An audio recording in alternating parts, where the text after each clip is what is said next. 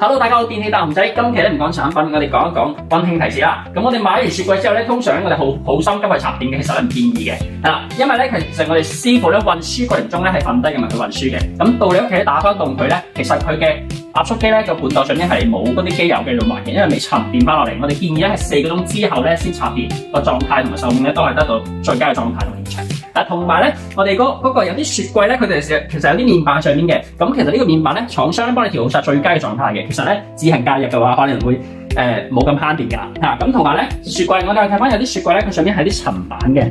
包括呢啲位呢啲位佢唔係漏咗嘢喎，佢係可以作為一個調節，同埋啲有啲樽裝嘢咧比較高身嘅，你都係作為調節咯。